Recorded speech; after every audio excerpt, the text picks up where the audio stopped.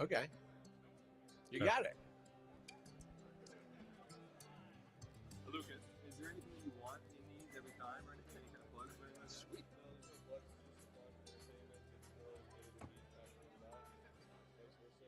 Yo, we're You want out me to do here a placement day thing? one. Like, We're we're at the Condor Blue Booth at CineGear right right there. So I'm gonna take y'all behind the scenes. I actually had a few parts in this video, and I'm doing some BTS photography. So let's get into it.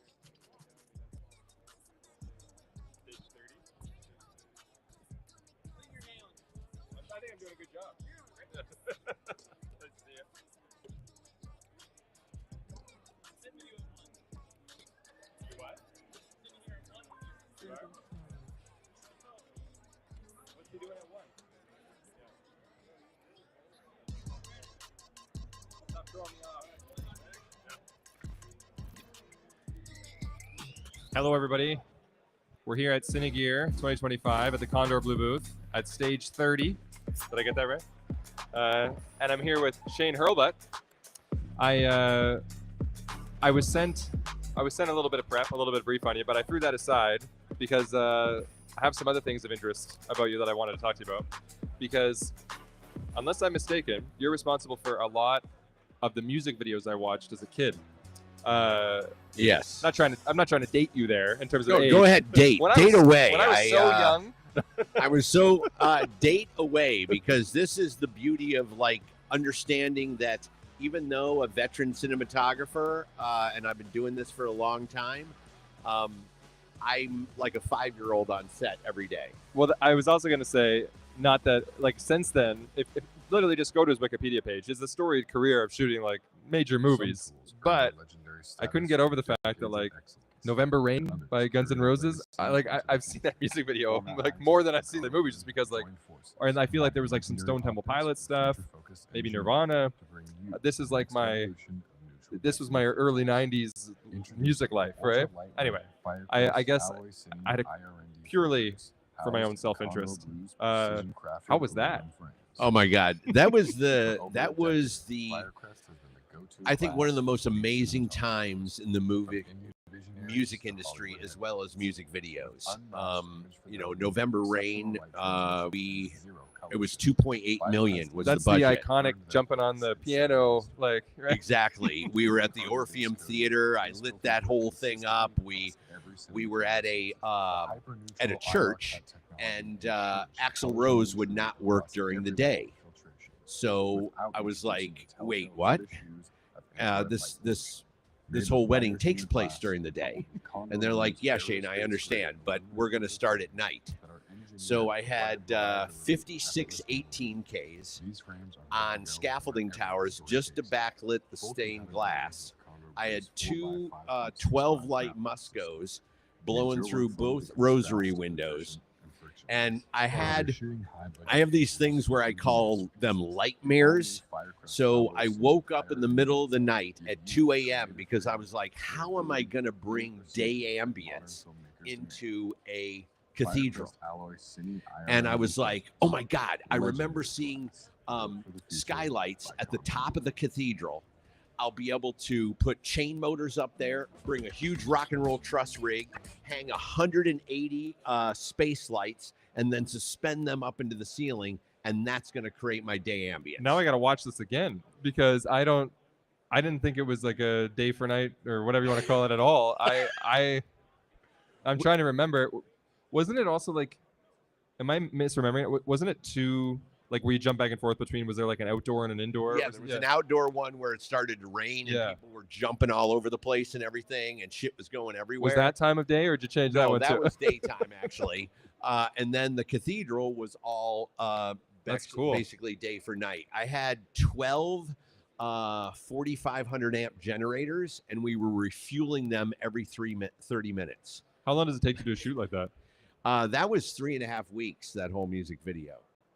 So that interior, like you had it set up and you would shoot over and over and over again? Yeah, that one was like, I think we shot 3 nights in that cathedral. And then we had, on stage stuff. And then the Orpheum Theater was 5 days. So yeah, it was like, I think it was a 3-day pre-light at that cathedral and a 5-day pre-light at the Orpheum. This is a really cool story. I don't want to get obsessed with it and move on, but one last question would be, how did you get mixed up with Guns N' Roses in the first place? Well, one of the I started working with Andy Moorhan, who was a very prolific music video director during the 80s and 90s, and he asked me to come do that. I had been the key grip on a on Guns N' Roses "Don't Cry," the first one of Yeah. that little dual song. So they had "Don't Cry," and then I was "November Rain." So I did the first one with Daniel Pearl as his key grip, and then I did DP the November Rain. That's cool. When you talked about them having big budgets, what were those shot on back then? It was all film, 35 millimeter film, and yeah, I think we had 2 or 3 cameras at the most. So do you use a lot of feet for a music video like that, or do you keep it rather conservative, like compared to like a feature? You know? Oh, we would. I mean, every time they perform the song, you know, and November Rain, I think is like 6.5, 7 minutes. So we're playing that through the whole time, sweeping cranes, you know, multiple camera angles for on stage at the Orpheum. We had to completely rewire the Orpheum because it was a closed down theater at the time, and none of the fixtures that would light the top rotunda, none of it worked. So it took me and a whole team to go in there and just energize everything, and it was a lot of dangerous electricity and little, you know, knob and tube. You know, it was from the 20s, so it was not cared for. What I find fascinating about that is that when you do, I did a deep dive on this kind of stuff a long time ago, that when you compare the specs on a feature versus a music video, that sometimes the like footage of like the actual like footage of film can be equal or more to some like Hollywood features that you see, and you're like, how are they shooting that much on a music video? And then it's like it's pretty incredible. But that whole time was such a important point in my career because it really shaped me as a cinematographer, because I was kind of really just fearless with how I handled all these music videos and stuff, like Smashing Pumpkins' Cherub Rock. That was the one I was going to ask you about. That was their first song off of their first album, right? So this is their big coming out party, and I shot it all on Super 8 film that I processed in my bathtub by myself. So imagine that, and we set it all up so we could start we'd roll the cameras, wait 10 seconds, and then hit the song. So I knew when I was rolling in my developing lab in my bathtub. Did you play the song back? I'd play the song back, and then I would actually develop and expose the film to the song. That's clever. So when it got to the guitar solo, I would slow it down and overexpose it. Then I'd speed it back up and underexpose it for different beats. And that was super risky, because, you know, I remember calling up Photochem and just saying, so what are the temperatures that these things all have to be at? And because if you botch it, then you have to reshoot it, right? Yeah, exactly. And that was all shot in San Francisco at Mount Tamalpais in the forest. So I was, it was very risky. And at the end, once I had developed it all, I had this beautiful driveway in Pasadena that had the most perfect aggregate concrete. And I would set up my rolls, and I would just sit there, and I would just slowly drag it across the aggregate concrete to scratch it. So that is what I was going to say, is that music video has an aesthetic to it that now it seems like some people are trying to repeat it or recreate it, but not doing it that way. Instead, it's more like let's make it look vintage, or, you know, like through, well, I guess even in a way at that time you could have been using something more modern. So even then you were a bit vintage for absolutely whatever that was, 1993 or whatever, right? Yes. You were already kind of leaning back, but now people lean even way further back to try and recreate that look, doing a lot of stuff in post or messing up their, like putting on some weird lens on, you know, like a camera that's not made for that, shooting Instax stuff, like all kinds of weird things. But that method is both clever and insane. You know? No, it's exactly right. And we did Filter, Hey Man, Nice Shot, I know which that is one of the most iconic kind of songs, and also like music videos that I did where we shot 16, we processed it, we made an inner negative of it, then an inner positive, then an inner negative, then an inner positive, then an inner negative, and then finally an inner positive. Does it cut between them in the? No, Oh. it's all one. So what that does is it takes the color saturation to a whole other level, to a bleed over. So the colors actually bleed into each other. And it's a process that I start, coming up with. Back in the day, I was like the cocktail guy. Everyone asked me, what's your cocktail on this? And what's your cocktail on that? And I came up with all these kind of unique film processing cocktails. On Terminator Salvation, I did a cocktail where I processed all the film color negative through a black and white fixer at the end.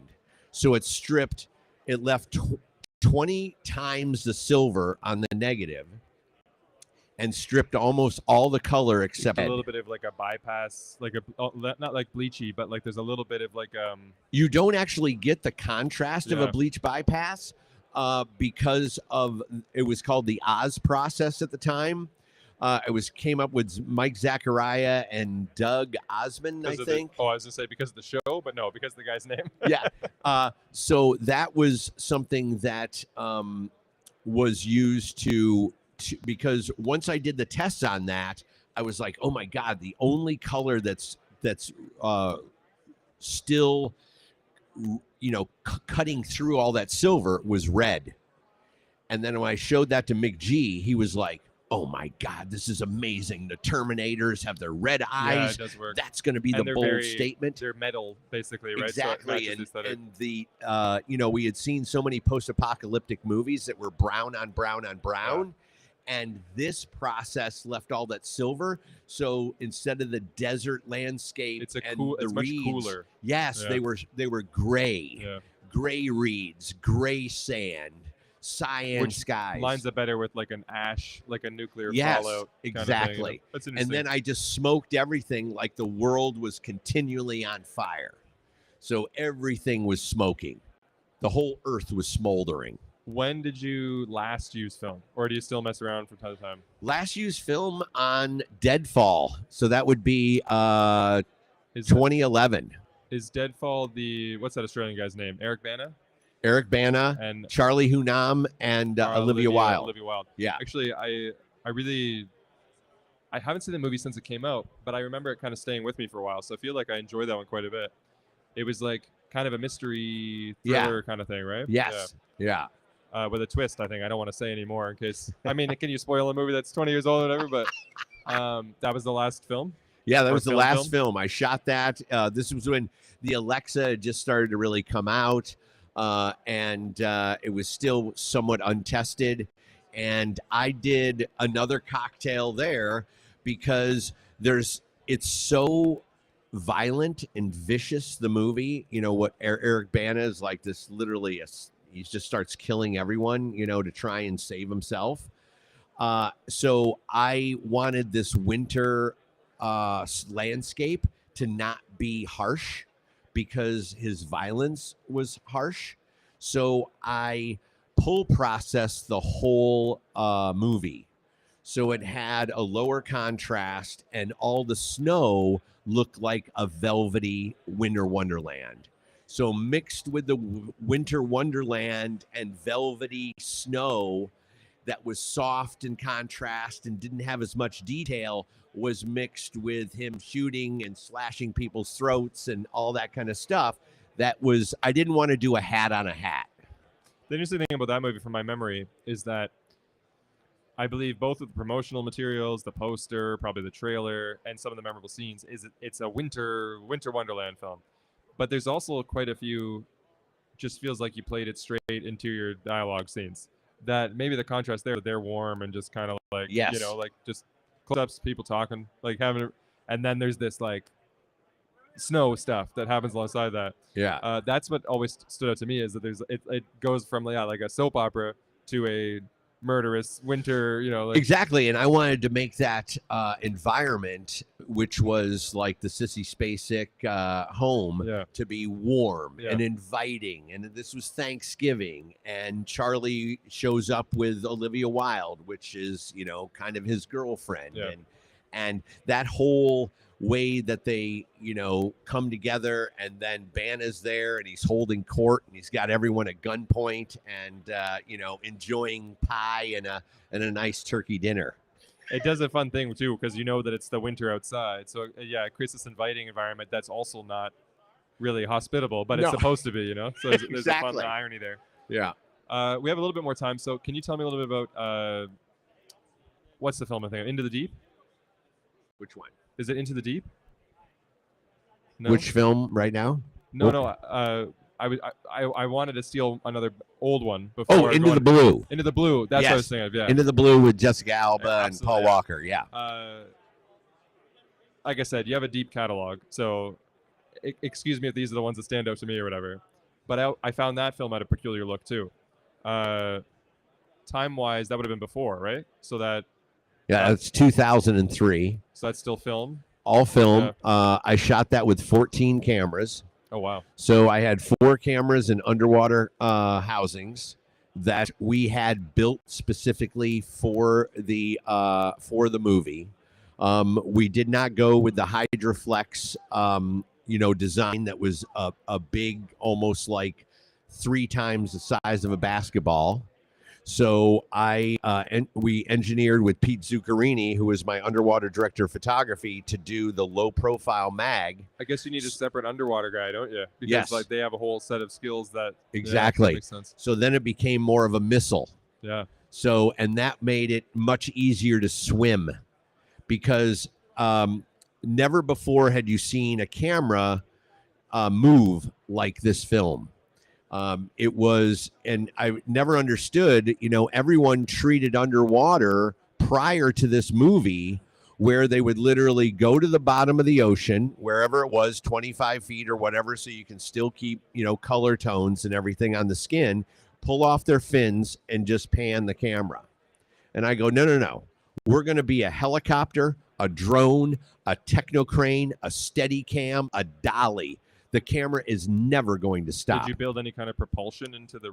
Yeah, we had propulsion rigs on all of it. So it's kind of like those things that the SEALs use when they Yes. kind of like drives them underwater. Yeah, That's so cool. because it was all done as one kind of a missile, we were able to clamp that on the back, and that was able to Yeah. move Pete through the water incredibly fast.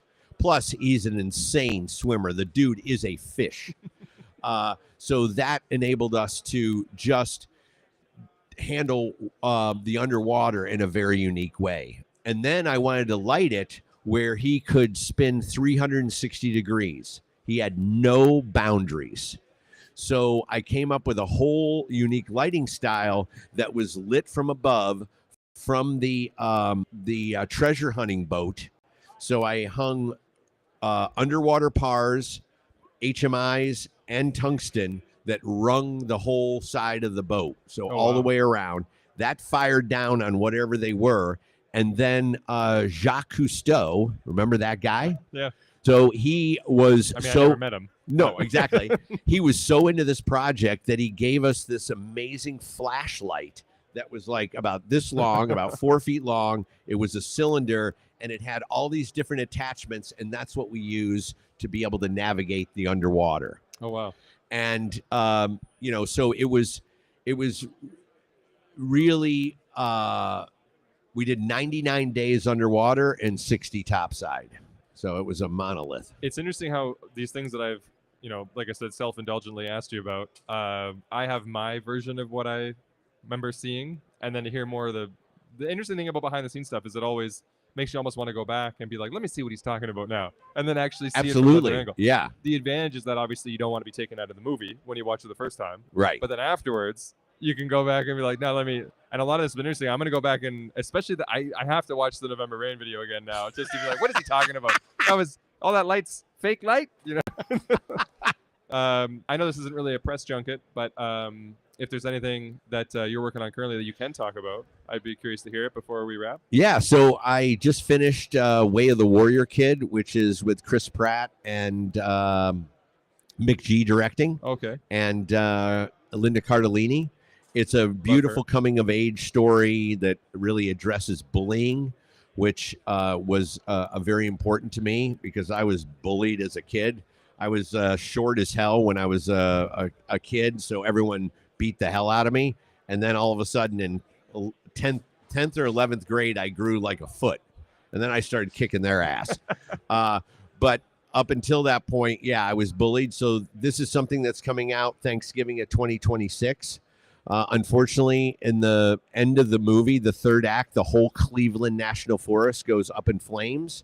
So we've had to push it to next year with everything that's happened with the fires. So are and you stuff. wrapped on it yet or no? Yeah. Okay. Wrapped on it and finished full color correction yesterday. So. Were you there for that? Oh, yeah. Yeah. Yeah. How's it looking? Amazing. We did it with Stefan Sonnefeld at Company 3, which I think he's definitely the top colorist of the world. And being able to work side by side with him has just been a labor of love. Well, listen, Shane, I appreciate you. Thank you so much. Letting me take you down your memory lane. I don't know. It was a pleasure. Absolutely. Thanks for your Thank you time. so much. You bet.